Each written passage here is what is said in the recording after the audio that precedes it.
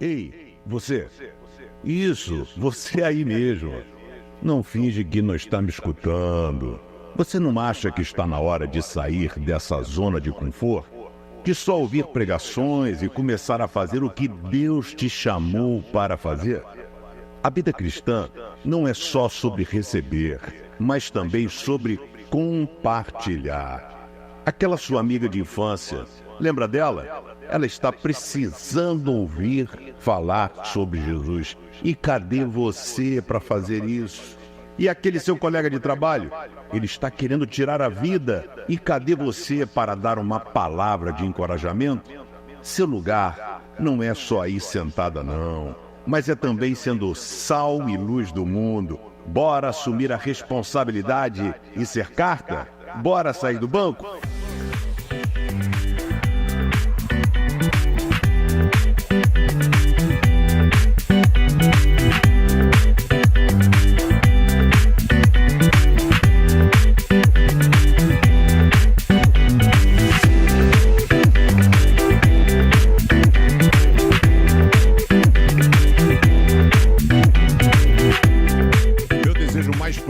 É que Deus possa abençoar você, abençoar a sua vida de uma maneira descomunal como você talvez não saiba. Peço por vocês oração pela minha filha Natasha, está operando agora, apendicite, né? Aí descobriu, teve apendicite, está operando, talvez eu saia daqui, vá direto lá fazer uma visitinha a ela, né? Graças a Deus não é nada demais, né? Apendicite opera e já está bom. Mas o desejo é que Deus possa estar abençoando a sua vida e eu tenho uma palavra de Deus para você. Ele diz para você agora, não tenha medo, não temas. Amém? Essa palavra aparece 366 vezes na Bíblia e em vários momentos, nas mais variadas circunstâncias, Deus se manifestou encorajando as pessoas a continuarem a depositar a sua confiança nele, porque só ele pode fazer toda a diferença na nossa vida. A gente está vivendo tempos complicados, falei no último domingo, né?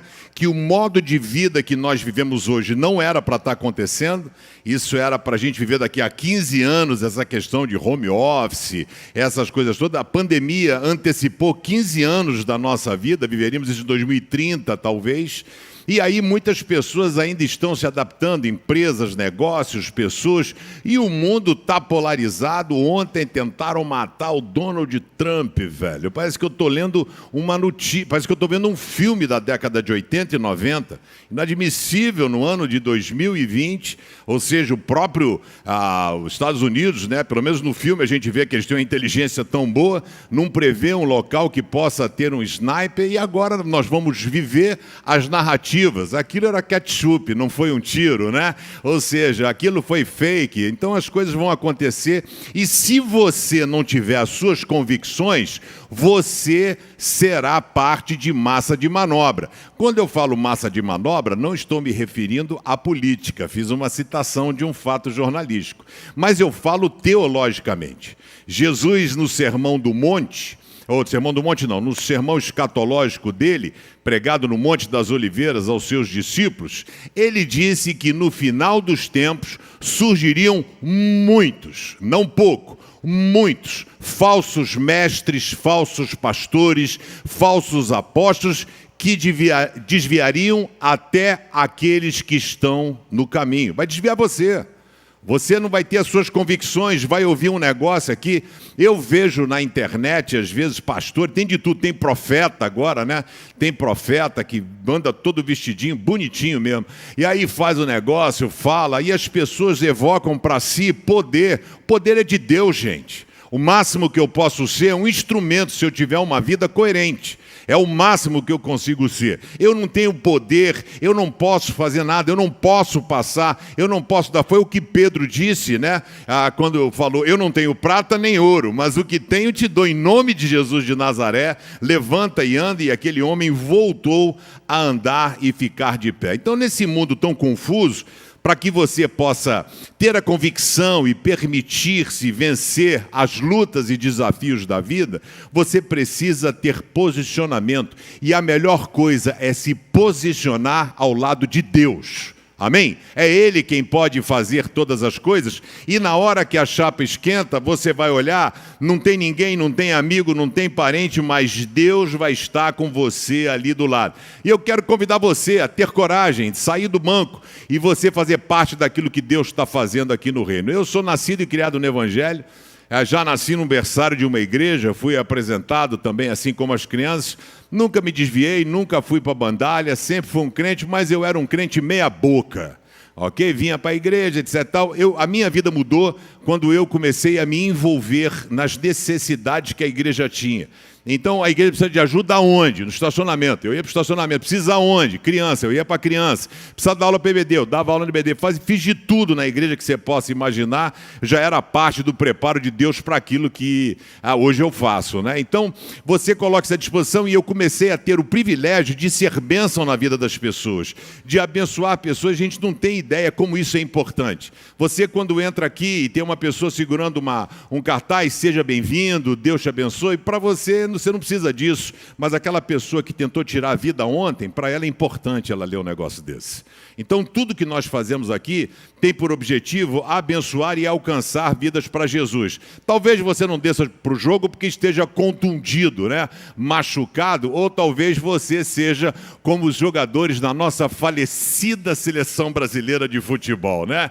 O Brasil já não é bom em quase nada. A única coisa que nos restava era futebol e agora sou motivo de fiasco, né? Agora, eu vi uma moça falando no Instagram e falando assim, botou a foto dos jogadores da Copa de 70, Rivelino, Pelé, Gerson, Clodoaldo, e os caras ali, ela falou assim, a cara dos caras, cara de mal, cara de homem, cara de pô, vou partir pra cima, vou pegar, vou matar vocês. Aí você olha pra essa galera de hoje, cortezinho com não sei o que, brinco, firula, piercing na língua, o cara não tá preocupado em jogar bola, entendeu? E muitas vezes na nossa vida espiritual, você assim, tá preocupado com o cabelo, tá preocupado com isso, com aquilo, e não de ter a sua vida nas mãos de Deus, mas Ele trouxe você hoje aqui para que esses ajustes, de fato, possam acontecer na sua vida. Muitas pessoas se preocupam com banalidades e coisas terrenas, coisas humanas. Isso passa, velho. A vida passa rápido aqui.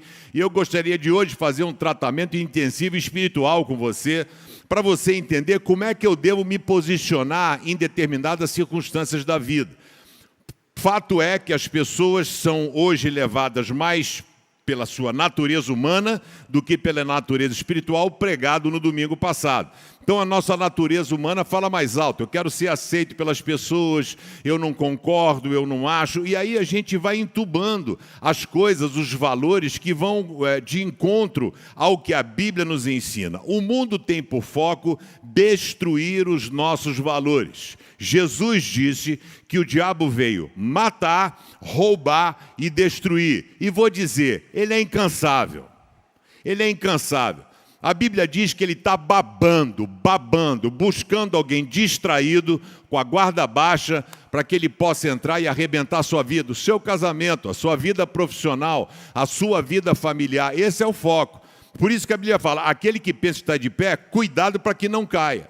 Enchei-vos do Espírito Santo, mantenha-se firme, para que você não caia nas astutas, ardilosas ciladas de Satanás, porque vem com aparência de coisa boa, vem com aparência e aspecto de coisas interessantes. Eu quero convidar você a se posicionar ao lado de Deus, que se você fizer isso, Deus se posicionará ao seu lado. Quero falar de 4 rapazes, 3 em especial, que foram fabulosos. A gente cita muito eles, mas não para pregar sobre eles. Vou fazer isso hoje. Sadraque, Mesaque e Abdinego. É interessante porque nesse período, ano de 586 a.C., o rei Nabucodonosor, segundo a própria Bíblia, o constituído o rei mais poderoso que já existiu sobre a terra. É o que a Bíblia diz. O homem mais poderoso que foi constituído por Deus sobre a terra, Nabucodonosor, ele invade Judá e destrói o templo. A Bíblia diz no capítulo 1 de Daniel que ele leva alguns utensílios do templo, não faz a citação da Arca da Aliança, se ele levou, não, acho que não, senão teria sido citado. Ele vai então para a Babilônia e escolhe pessoas para levar. pessoas que fossem inteligentes, pessoas de boa aparência, de boa reputação, nível social legal, e leva essas pessoas para a Babilônia. Por isso que na teologia a gente utiliza o termo cativeiro babilônico, porque eles não foram escravos. Eles foram levados para lá para poder ter uma certa liberdade de vida, mas sob o jugo dos babilônios. Presta atenção no sentido que Nabucodonosor queria. Era o cara mais poderoso, era o império dominante. Ele queria impor a sua cultura. Ele queria empurrar pela goela abaixo a sua forma de leitura do mundo, de como ele entendia as coisas. Daniel, capítulo 1, verso 4, para vocês entenderem, diz assim: todos eles, esses meninos que seriam levados, deviam ter boa aparência, não ter nenhum defeito físico, deviam ser inteligentes, instruídos e ser capazes de servir no palácio. Precisariam aprender a língua, que é o aramaico, que eles aprenderam, que era a língua corrente que Jesus falava à época, a língua, e estudar os escritos dos babilônios, que são os caldeus. A Mesopotâmia é a Babilônia. E diz aqui: o rei mandou também que os jovens israelitas recebessem todos os dias a mesma comida e o mesmo vinho que ele e o rei comia e bebia. Depois de 3 anos de preparo, esses jovens deviam começar o seu serviço no palácio. 3 anos. O que queriam fazer com os meninos era uma lavagem cerebral. Ok? Uma lavagem cerebral, como acontece com a gente, né? Tudo que você vê, tudo é a mesma coisa, aí você já não sabe mais o que é certo, o que é errado. Então, tiraram eles da família, tiraram eles de sua religiosidade, tiraram eles de suas amizades, tiraram a sua identidade, porque mudaram o nome deles. O nome deles foi mudado a Amazias, Belsazar, etc. e tal. Mudaram o nome deles, mas não conseguiram mudar a fé. Não conseguiram mudar o seu relacionamento com Deus. E presta atenção no que eu vou dizer. Quando você se posiciona ao lado de Deus, Deus se posiciona ao seu lado. Daniel capítulo 1, essa história, eles foram levados e aí foram obrigados a comer a comida do rei. E Daniel, então, o líder dos meninos, é sempre bom a gente andar com pessoas que sejam mais crentes do que a gente, porque às vezes percebe o que eu não percebo. Daniel chegou e falou assim: nós não queremos comer a comida do rei. Nós não queremos comer. Então você tem que ter maturidade espiritual e sensibilidade. Por exemplo, se fosse eu num lance desse, ia falar assim: caramba, olha só o Renato, coitado, está lá no meio do povo padecendo. Olha o Paulinho, ficou lá. Agora nós estamos aqui no palácio, bicho, Deus é bom com a gente, né? Estamos aqui no palácio, cara, comer a comida do rei. Deus cuidou da gente. Como Deus é bom, né? E não tinha nada de Deus. Perceba a linha tênue. Daniel falou assim: não quero me contaminar com as iguarias do rei. E aí o chefe da cozinha lá, o chefe da coisa do rei, chamava-se Aspenaz. E ele então fala: cara, o rei mandou. E aí morrendo de medo, que Nabucodonosor mandava despedaçar, matar a família inteira, queimar a casa, é o que a Bíblia fala. E aí chega, fala assim: ó, não tem, o rei mandou, não tem jeito. E Daniel falou assim: cara, faz o seguinte, dá pra gente, durante 10 dias, legume e água. E faz um teste para ver se a gente não vai ficar legal. 10 dias, a Bíblia diz que os meninos eram mais bonitos e mais inteligentes que os outros. Se você tem problema cognitivo, legume, ok? Repolho, nabo, rabanete, você vai ficar um crânio, né? Aí o cara ficou mais inteligente. Fizeram essa dieta, aí o cara liberou. E eles não se contaminaram com as iguarias do rei. Perceba que eles se posicionaram na largada. Na largada. Eles já se posicionaram ao lado de Deus. É a mesma coisa que você tem que fazer na sua vida. Por isso que a Bíblia diz: não deem lugar ao diabo, não deem oportunidade ao diabo. Eles se posicionaram e Deus se posicionou ao lado dele. No capítulo 2, Nabucodonosor tem um sonho. Só para você entender a personalidade dele. Ele teve um sonho, acordou assustado, e aí ele chega e chama os adivinhos, feiticeiros, bruxos, magos, astrólogos, e fala assim: gente, eu tive um sonho, eu queria que vocês dissessem o que o meu sonho significa. Os adivinhos disseram: então conte para nós o sonho, que nós vamos falar o significado. Ele falou: vocês estão achando que eu sou otário? Vocês não são mago, não são feiticeiro, não são adivinho? Vocês têm que dizer o que eu sonhei e o que ele significa. E aí o pessoal disse assim, não existe ninguém no mundo que possa fazer isso. Ele falou assim, então pode matar, serrar no meio os caras, pode mandar matar todos os adivinhos da Babilônia. E a ordem foi dada. E aí, quando o cara está indo para matar Daniel, pegar Daniel e os meninos, quando chega lá, Daniel fala, o que causou tamanha fúria no rei? Fala assim, não, porque o teu rei teve um sonho, assim, pede para ele calma. Daniel foi falar com o rei. Chegou para o rei e falou assim, olha, espera um pouco. O Deus que eu sirvo é um Deus poderoso. E pede para o rei esperar. Ele espera, não sei se foi 1 dia, 2 dias, 3 dias. E aí ele chega, vai lá e todo mundo está olhando, porque ninguém conseguia saber. Daniel chega para ele e fala assim, rei, o que o senhor pediu, não existe homem na terra que possa fazer isso. Mas o Deus que eu sirvo, que colocou o senhor aí, o Deus que eu sirvo, que colocou o senhor aí, é capaz de revelar todas as coisas. O senhor, quando estava dormindo, ele não vai no sonho, ele vai antes. O senhor, quando estava pegando no sono, o senhor estava preocupado com o futuro. E aí o senhor teve um sonho. E o sonho que o senhor teve era uma estátua, a cabeça era de ouro, o peito era de prata, as pernas eram de bronze, os pés eram de ferro fundido com barro que não dá liga. Deus está dizendo que ele constituiu o senhor como o rei mais poderoso da terra, Nabucodonosor. O senhor é a cabeça de ouro. Depois do senhor virá um reino, prata, Ciro, o Império Persa. Depois desse império virá outro império que dominará o mundo inteiro, Alexandre o Grande, as pernas. E os pés é o Império Romano, porque Roma brigava com ela própria, barro com ferro não se funde. E o senhor viu que do alto de uma montanha uma pedra se soltou e ela veio rolando, rolando e destruiu aquela estátua e aquela pedra foi crescendo e dominando o mundo inteiro. Era uma profecia falando de Jesus Cristo, porque Jesus veio na época do Império Romano. Ele foi a bola rolando e quebrou os pés do Império Romano quando ele veio com o cristianismo, trazendo o cristianismo. E aí é muito interessante porque aí o Nabucodonosor teve o sonho e falou assim, cara, não existe Deus igual do Daniel, é o Deus dos deuses, é o maior, blá, blá, blá, beleza, passou. Capítulo 3, a vida passa, ele manda construir uma estátua que na verdade era um obelisco, basicamente, porque tinha 2,70 metros de base. Então, 2,70 metros não é, né, um corcovado, um Cristo Redentor, né? Então, 2,70 metros por 27, um prédio de 10 andares, né? Então, por 27 metros, ele fez uma estátua e deu uma ordem, dizendo, quando todos os instrumentos tocarem a cítara, a flauta, blá, blá, blá, todo mundo deve se ajoelhar diante da estátua e adorar o que ele fez para ele próprio, ou seja, adorá-lo. E aí toca o negócio, toca tudo, você sabe que Nabucodonosor é brabo, manda serrar no meio, despedaçar, e quando chega o negócio lá, todo mundo se ajoelha. Sadraque, Mesaque e Abdinego, aqui, ó, aqui, e não se ajoelha. É interessante como é que nós nos curvamos a coisas mais simples da vida, né?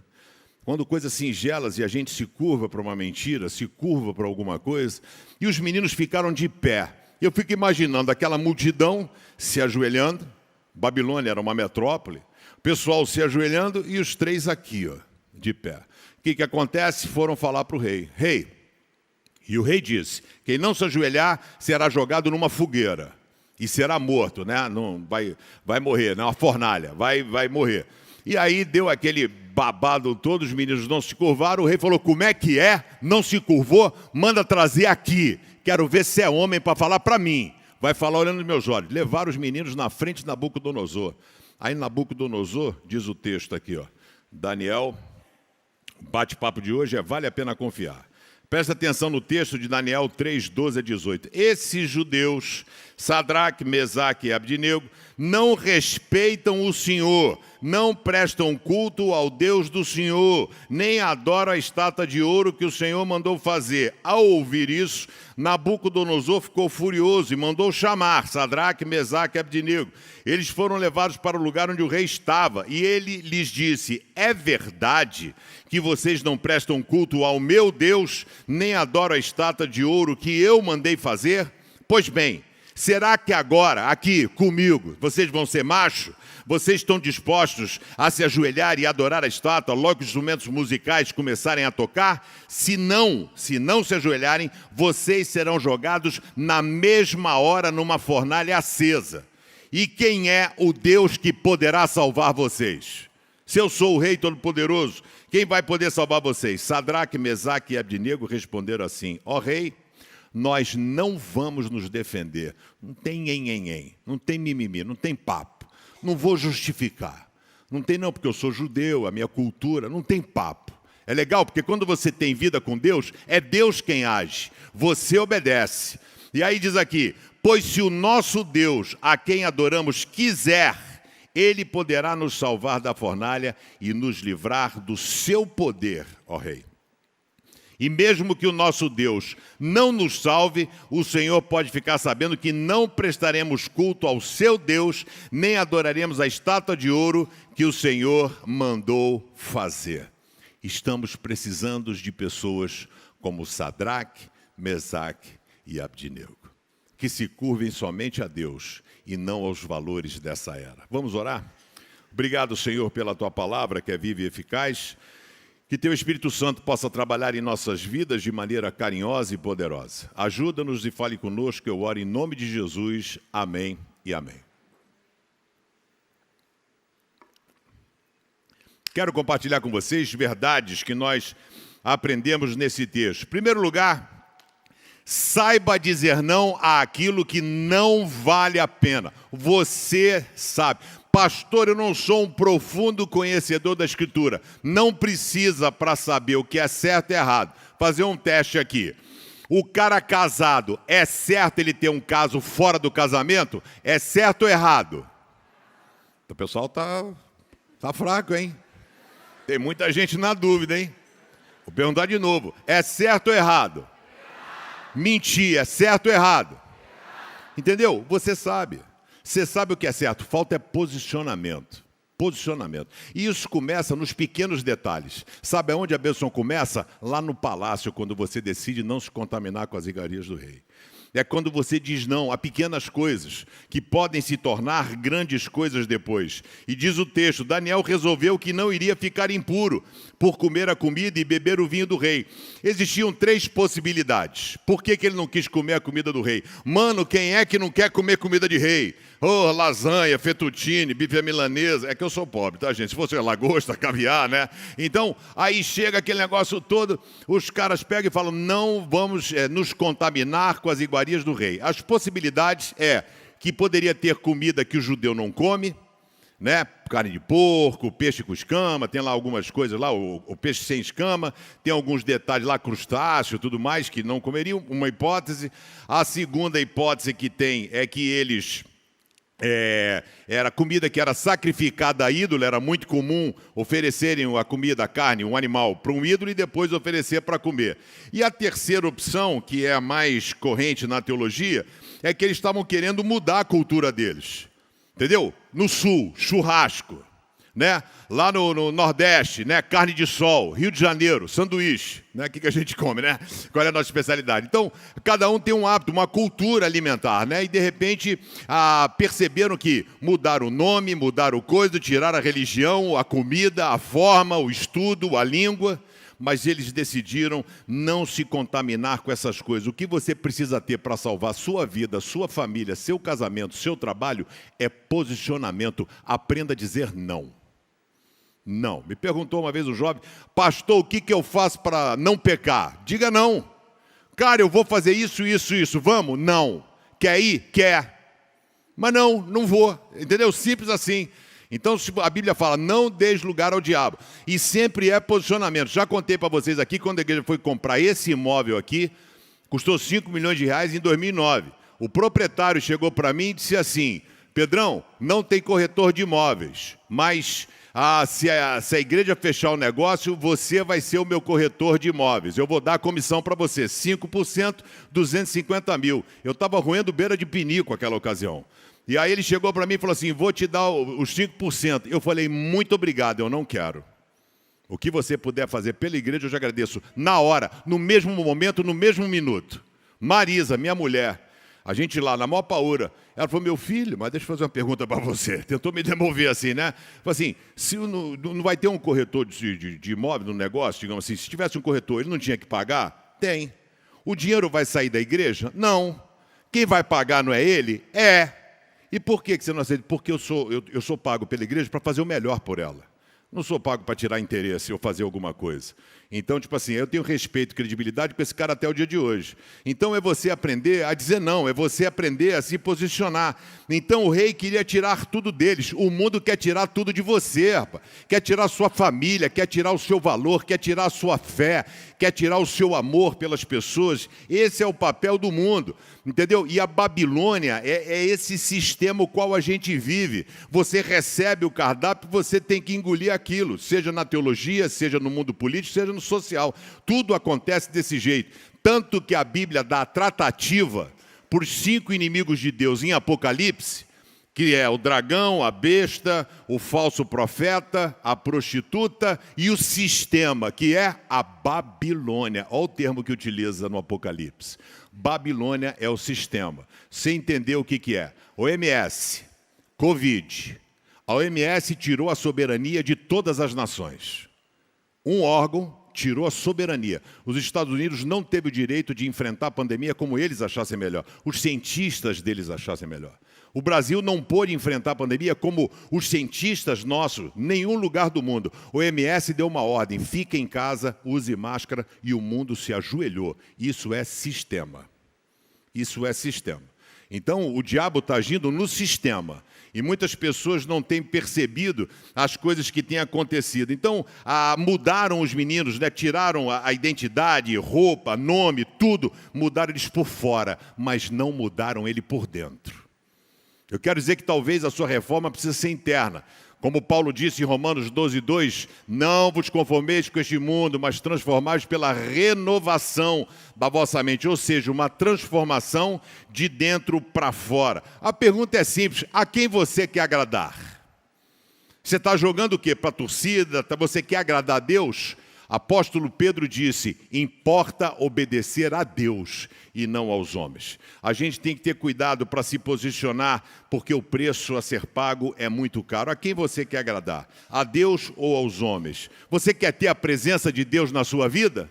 Ou a presença dos amigos? Cuidado com o que você tem feito e o caminho pelo qual você tem trilhado. Segundo lugar, seja firme na sua fé. Deus vai honrar você. Amém? Seja firme, vale a pena dizer não, vale a pena ter firmeza, Deus vai honrar a sua vida. Então os meninos se posicionaram e disseram não, não, eu não vou me tornar impuro, eu não vou virar um babilônico, eu vou ser diferente. E aí diz aqui o texto, é verdade que vocês prestam culto ao seu Deus, não adoram estátua de ouro que eu mandei fazer? Pois bem, se vocês não se ajoelharem, eu vou matar vocês. E eles disseram, rei, nós não estamos nem aí. Estou nem um pingo preocupado, não estou nem suando, não estou nem tremendo, estou nem preocupado. A minha vida não está nas tuas mãos, não é você quem tem o destino da minha vida, não é você quem tem a direção. A minha vida está nas mãos daquele que colocou você aí. O senhor pode me jogar na fornalha, o senhor pode fazer o que o senhor quiser comigo. E o texto diz, se ele quiser, se Deus quiser que a gente morra, a gente vai morrer. Se ele quiser que a gente viva, nós vamos viver. Sabe aonde começou esse posicionamento? Lá no palácio. Quando eles decidiram não se contaminar. E eles foram levados a um segundo estágio, e de novo eles foram firmes com o Senhor. Como é que tem sido a sua vida? Você tem sido firme em todas as circunstâncias? E os meninos falaram, se ele nos livrar, tudo bem. Se não nos livrar, tudo bem também. É o que Paulo diz, né, em Romanos 12, que a vontade de Deus sempre é boa, perfeita e agradável. Se ele matar, tá bom. Se ele não matar, tá bom também. Porque eu confio que Deus tem o melhor para a nossa vida. E a gente precisa ter essa certeza de que Deus está presente em todos os momentos da nossa vida. É Ele quem controla. Então nunca coloque a fé de lado. Tenha certeza de que Deus pode mais. Eu acredito enormemente na melhora da Marisa, na cura da Marisa, sabia? É por isso que eu não jogo a toalha. São 8 anos. Fico preocupado com a bichinha, né? Ontem nós fomos num casamento, fui fazer a cerimônia de um amigo, a filha de um amigo, né? Que é o dono da Zinzane, Renatinho. Aí fui fazer a cerimônia e tal, aí levei a Marisa, toda arrumada, toda bonita, produzida. Aí levei, até não botei o negocinho do braço dela para ela ficar... E aí cheguei com ela ali, fiquei numa posição estratégica para poder entrar lá no troço, e aí botei ela sentadinha. Eu falei, ó, fica sentada aqui. E aí fui subir para fazer a cerimônia. Na hora que entra o noivo, não sei o que, todo mundo fica de pé, a Marisa levanta. Eu falei, ah, meu Deus do céu, levantou, vai cair, né? Se ela cair, não pode, que ainda está quebrado o negócio. E eu falei, tô aqui, né? Tô aqui, cerimônia, entrando, todo mundo olhando e tal. E eu, Marisa, né? Não posso falar, tô aqui quieto. Aí eu comecei a mandar uma telepatia pro bombeiro. Tinha um bombeiro ali, eu falei, olha pra mim, olha pra mim, olha pra mim, olha pra mim, olha pra mim, né? Fiquei encarando. O cara, ele olhou porque acho que viu que tinha alguém olhando, né?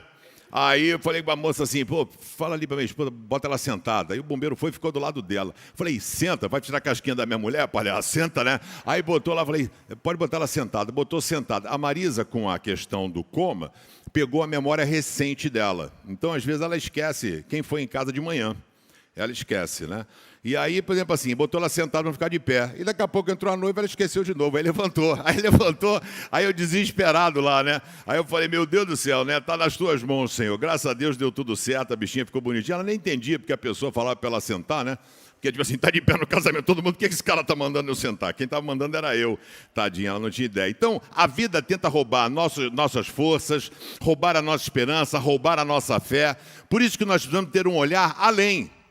A gente precisa olhar além, porque Deus age no improvável. Deus age no improvável. Quem aqui já passou por uma situação de sufoco que recebeu a bênção aos 49 do segundo tempo? Levanta a mão.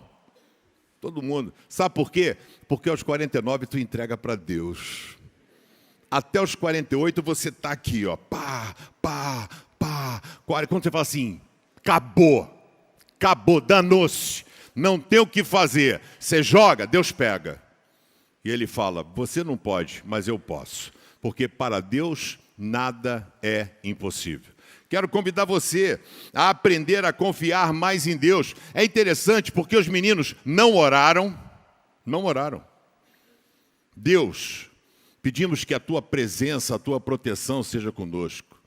Nós estamos te honrando, Deus, porque nós não comemos as comidas sacrificadas a ídolos, ao rei. Nós estamos aqui, não nos curvamos. Deus, nós contamos contigo. Não precisa orar, porque quem tem vida com Deus não precisa, porque Deus está sempre presente na sua vida.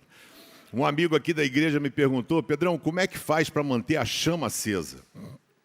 Porque a pessoa chega, vem para a igreja, maneiro tal, e a vida vai entrando numa rotina. E aí ele fez uma pergunta profunda teológica, né? O que manter a chama acesa? A resposta trivial é ler a Bíblia, ir nos cultos, cantar louvor.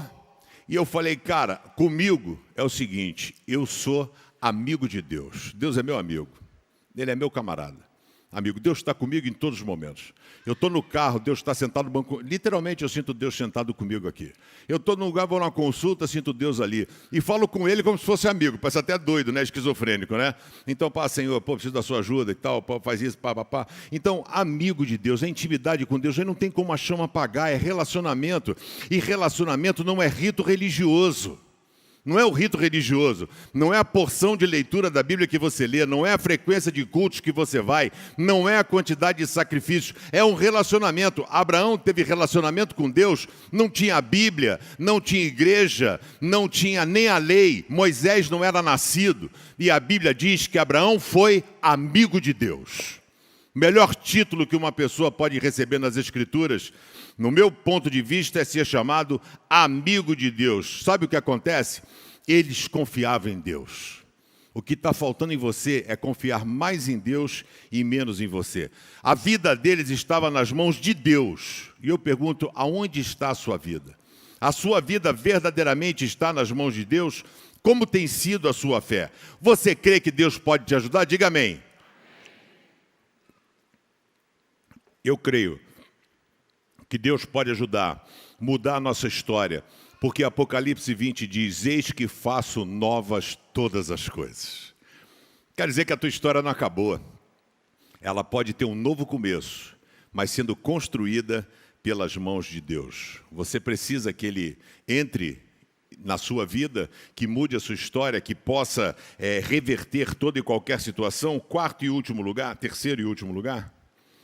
aprenda, anote e tenha essa convicção: Deus nunca te abandonará. Amém? Nunca. Nunca te abandonará. Deus é aquele cara, sabe, quando você tem um brother, amigo, que é brother, leal, querido, como meu amigo Carlos Henrique, né, o Boi.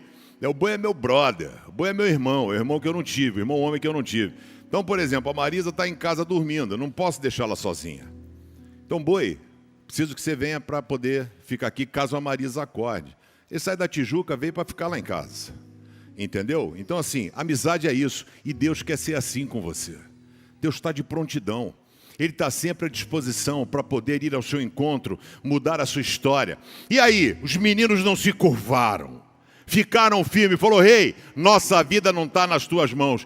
Diz que Nabucodonosor saiu fogo pelo nariz, velho. Ficou ali irado com essa situação. E disse aqui: a ordem do rei tinha sido cumprida. Ele mandou aquecer a fornalha, diz a Bíblia, 7 vezes mais. Por quê? Era exemplo.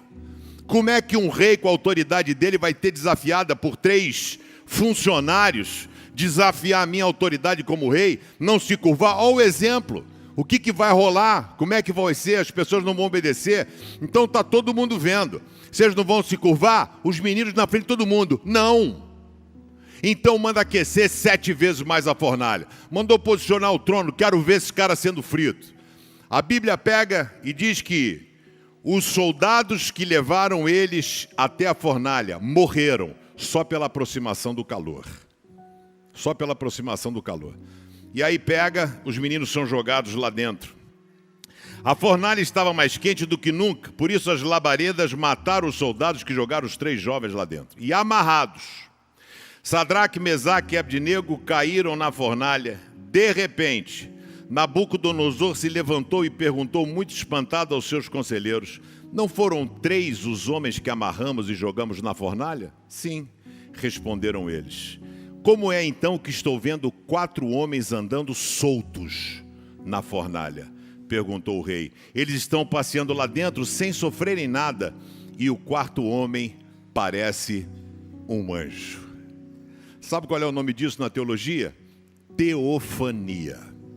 Teofania é a aparição do próprio Cristo no Antigo Testamento. Após a postura dos garotos, chega lá: não vamos contaminar com a iguaria do rei. Os caras, pá, legume, água, pá, direitinho. A gente quer agradar a Deus, se ajoelha na estátua, não ajoelha. Aí vão jogar na fornalha. Jesus deve ter dito assim: pai, deixa comigo, eu vou lá. Eu quero dar um abraço nesses meninos, sabe? Aí vai lá, chega lá e Jesus entra na fornalha.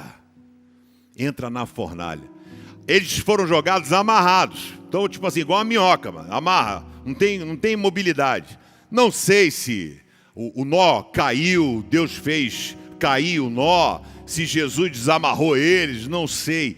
Eu sei que eles estavam curtindo a fornalha. Você tem noção? A Bíblia diz que eles estavam passeando na fornalha. Olha que legal a labareda, que bacana, hein? Olha que bonito. Nunca vi um fogo aqui de dentro, né? Olha que interessante. E aí, eles estavam passeando ali, porque Deus estava na fornalha. Não é o local, é a presença de Deus. Deserto não é problema. O povo foi para o deserto, mas Deus estava com ele. Os meninos foram jogados na fornalha, mas Deus estava com ele. A pergunta é: Deus está com você? Será que você sente que Ele está com você?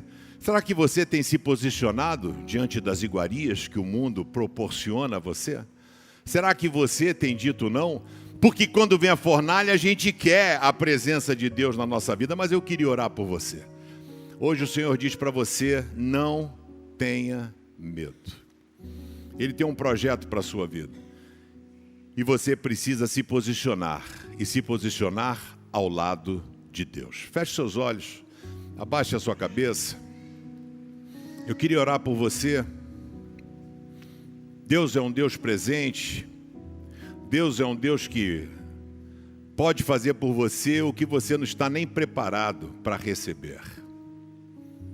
Mas você precisa ter um coração ensinável, estar disposto a aprender tudo aquilo que Ele deseja realizar na sua vida. E hoje eu queria lançar para vocês 2 desafios. Um desafio de você aceitar e entregar a sua vida e ter uma experiência com Jesus como você nunca teve. E a segunda é de você colocar a sua vida verdadeiramente nas mãos de Deus. Eu quero convidar você que está agora assistindo com a gente online. Se você quer entregar a sua vida a Jesus pela primeira vez, escreve "Eu aceito". Se tiver alguém aqui nessa manhã, talvez esteja na fornalha, tem problema não, Jesus desce e vai ao teu encontro.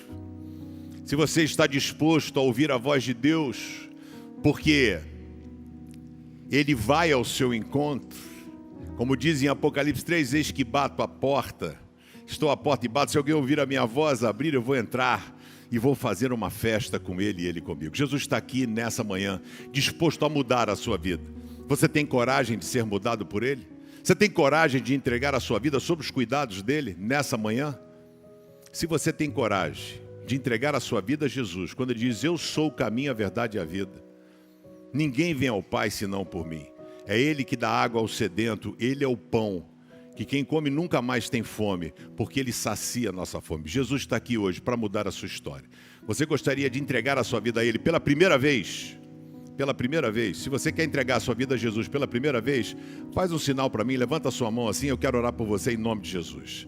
Levanta a sua mão bem alto, eu quero orar por você em nome de Jesus. Deus tem um plano para a sua vida, Ele quer fazer por você o que ninguém pode. Lá na galeria, se tiver alguém, levante sua mão bem alto, eu quero orar por você. A Bíblia diz, hoje, quando ouvirdes a minha voz, não endureçam os seus corações. E o ouvir não é audição, é sensibilidade espiritual.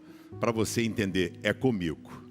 Eu preciso arrumar a minha vida com Deus. Você tem coragem para isso? Levante a sua mão em nome de Jesus. Deus abençoe a sua vida, querida, em nome de Jesus. Existe mais alguém? Em nome de Jesus, levante a sua mão. É para Ele que você levanta, não é para religião, não é para rito, não é para igreja, não é para pastor, é para Jesus. É Ele que vai estar na fornalha. Deus abençoe, Deus abençoe. É Ele que vai estar na fornalha com você, não sou eu, é Ele. A vida entrega na mão dEle, é Ele quem vai com você. Deus abençoe, glória a Deus. Existe mais alguém? Levante sua mão bem alto, em nome de Jesus. Não endurece seu coração não, experimenta o cuidado de Deus, a alegria e a certeza do cuidado dEle na sua vida. Posicione-se, Deus abençoe, em nome de Jesus. Existe mais alguém? Em nome de Jesus, não tenha medo. Não tenha medo, começa agora. Não tenha medo de colocar a sua vida nas mãos de Deus. Não tenha medo de tudo aquilo que Ele quer fazer por você. Não tenha medo, confie nele. Existe mais alguém? Deus abençoe. Aqui embaixo, mais alguém? Levante sua mão bem alto, bem alto, bem alto, bem alto. Deus tem um propósito para a sua vida, Ele tem um plano. Você está aqui, eu não acredito em sorte, não acredito em coincidência. Deus abençoe lá na galeria também. Deus abençoe a senhora aqui na frente. Deus abençoe a senhora também. Glória a Deus. Existe mais alguém? Em nome de Jesus, levante a sua mão. Deus tem um plano para a sua vida. Não sai daqui do mesmo jeito que entrou. Deixa Deus agir, experimenta o cuidado dEle. Que é como o pessoal de Jagira, paga para ver. Eu garanto a você que Deus vai surpreender a sua vida. Jesus vai surpreender a sua vida. Existe mais alguém? Em nome de Jesus, levante a sua mão bem alto, bem alto. Eu quero orar por você em nome de Jesus. Existe mais alguém? Vou encerrar, hein? Se você quiser entregar sua vida a Jesus, levanta a sua mão. Quero orar por você. E eu quero orar por você que está aqui, que fala assim, cara, eu tenho tido medo. Eu não tenho conseguido me posicionar como devo em muitas circunstâncias da vida. Eu quero ser como esses meninos.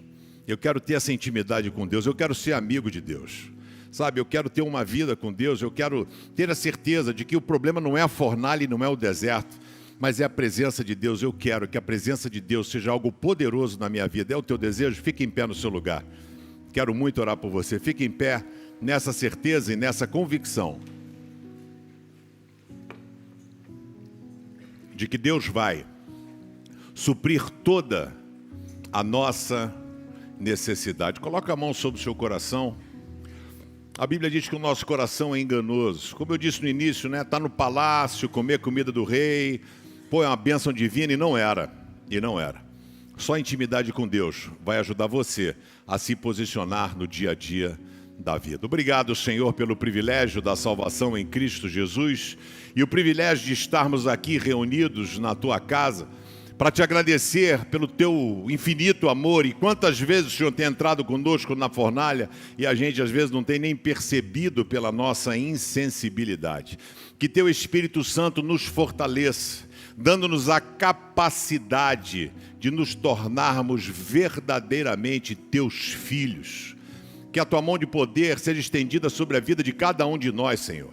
Que saiamos daqui completamente diferente da forma como aqui entramos.